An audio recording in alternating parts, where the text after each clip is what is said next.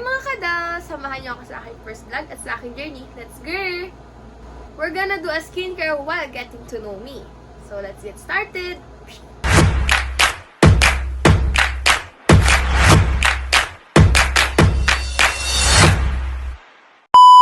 So first, magagamit tayo ng cleanser para malinis muna ang ating face bago tayo gumamit ng mga iba pang product. And kuha muna tayong cotton pads, syempre, para natin mapupunasan ang ating face.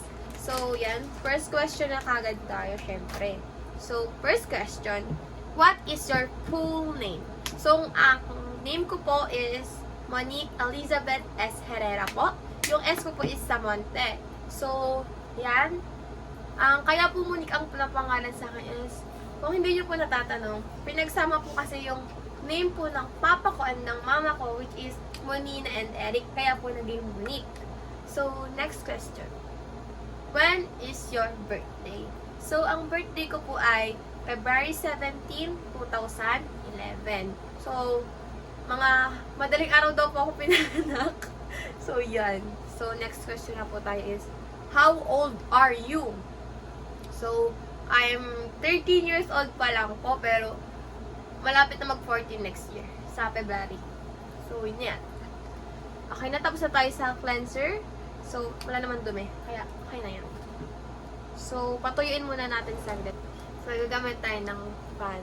So, next question. How many siblings do you have? So, tatlo po kaming magkakapatid and ako po yung bunso.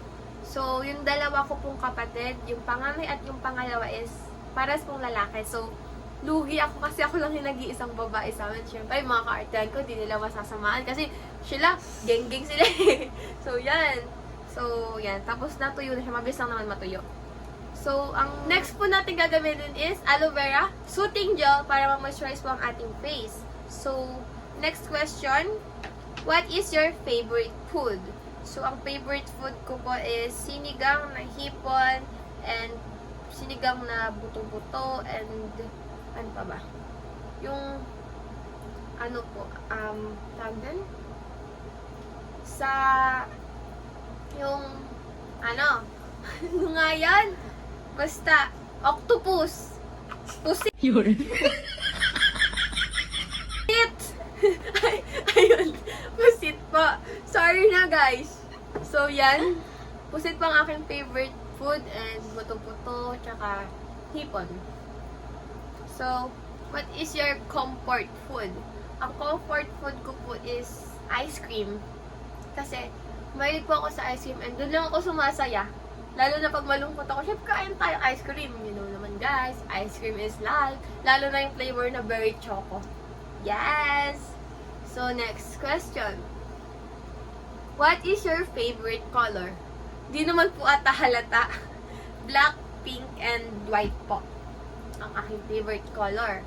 So, yan. Next question. What is your favorite weather? Ang favorite weather ko po is rainy season. Kasi, mas malamig po, tsaka mas masarap kumain ng sinigang na buto-buto. Kasi may sabaw siya, tapos mainit, di ba? So, yan guys, tapos na tayo mag-moisturize, maglagay ng aloe vera sa ating face. So, papatuyot na ulit natin siya.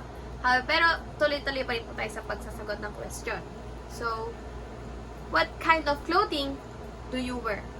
So, mga aesthetic na outfit po, like, tita outfit, pero yung may hinhin lang po na damit, kagaya nito. Yan, nakikita niyo po sa screen natin. So, yan. And, kaya ko po gusto yung mga ganyang damit kasi nakaka-aesthetic syempre, tas hindi na kasi katulad ng sinaunang panahon na puro parang mga manang-manang. So, kailangan natin mag-upgrade sa ganyang outfit. So, yan. Next question. What is your favorite thing to do? Syempre, sumayaw, tsaka kumanta kahit paos lagi, di ba? Yan, kailangan natin yan. And favorite ko yung ginagawa yan. Pati yung TikTok na sumayaw, ganyan-ganyan, kumanta kahit di marunong. Yun. Tapos, next question. What is your dream job? So, ang dream job ko po is flight attendant po sa Cebu Pacific. Syempre, walang makakatalo sa Cebu Pacific, guys. So, yan. Tuyo na po ang ating face kasi mabilis lang naman po yan matuyo kasi manipis lang naman yung mukha. Joke lang. So, yan. Next na po natin ilalagay is lastly, ito pong Oxycure para sa ating mga pimple na kailangan matuyo kasi padami po sila, dumadami po siya lalo na po pag hindi po ako nakapag-skincare, dumadami po siya. Kaya, kailangan natin i-maintain yung paglalagay ng Oxycure para unti-unti na po siyang mawala. So, yan. Let's go. Open na natin siya. So, yan. Unti lang po talaga siya. And, nabibili po ito sa iba't ibang bilihan ng mga skincare. Nakakabili po ito sa 7-Eleven for only 99 pesos. Diba? Ang mahal, guys. Siyempre, kailangan natin mag-ipon para sa skincare. So, ganyan. Malinis po yung kamay ko, guys. Nagugas po ako ng kamay. Ayan. And then, kukuha lang po kayo ng onte. Tapos, close nyo muna kasi mabilis siyang matuyo.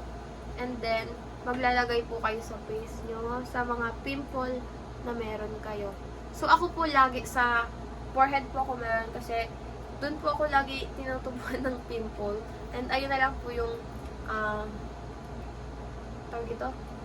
Parang dito na po sa forehead ko po nakatambay yung mga pimple. Pero unti-unti na po siyang nawawala kasi nagagamot ko na po siya. So, yan. Pati po, eto po. Kita ba? Hindi siya kita guys, pero meron ako dito, tsaka dito. Yan. So, lagay na natin. Kulang pa yan. Damihan nyo guys, huwag nyong titipidin yung sarili nyo sa skincare kasi kayo din naman po yung makikinabang kahit mapamahal pa kayo ng gastos. Kayo din naman po yung makikinabang para din po to sa inyong beauty. So, yan.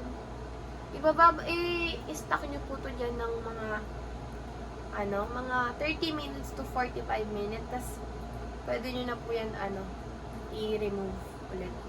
And, yan. So, next question. Bakit mga kadal ang tawag mo sa viewers? So, kaya pong kadal, short for mga kadaldal. Kasi, syempre, ako po ay isang batang madaldal, kaya po napalayawan ng bebang. Yon. Hindi nyo po pala natatanong, ang nickname ko po is Bebang and Bebs. So, kaya po nila ako tinawag na gano'n kasi nga po madaldal po ako and yung ngipin ko po dati is bungi dito. Kaya po Bebang yung natawag nila sa akin. So, yon. Kaya po kadal, short for kadaldal. So, yan. Next question. Ano ang mafe-feel mo bilang first time mo na nag-vlog? So, syempre sa una, natatakot, pero syempre wala namang mawawala kung susubukan natin, di ba? Malay mo, ito pa yung makakatulong sa akin in the future, di ba? So, yan. And, huwag kayong matakot na sumubok kasi wala namang mawawala kung susubukan. Kaya nga, may kasabihan, try and try until you succeed. So, yan. Next question. Ano ang dahilan bakit mo naisipan na pasukin ang pagiging vlogger?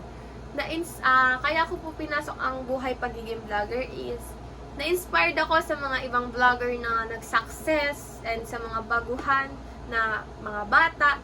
So, dun po ako na-inspired na mag-vlog. So, yun. So, lastly, biggest insecurities. Guys, yung mga pimple ko, pati yung nose ko. Insecurities ko din po yung nose ko, diba? Kasi, ate ko, sinong di ma-insecure dyan? Kasi walang katangos-tangos. Meron naman, pag nakusaydo, may makikita naman, di naman siya sobrang flat. Pero yan, na-insecure din po ako sa nose ko. Pero okay lang yan. And yung pimple ko, kaya, ayan, ginagamot ko na siya kasi na-insecure na ako, guys. And, parang, napipil ko na ang pangit na sobrang ng face ko dahil sa mga pimple ko. So, yan. Okay na. And tapos na ang ating first vlog. So, abangan at samahan nyo pa ako sa mga susunod nating i-upload na video. Thank you for watching mga kadal. See you on my next vlog. Bye-bye!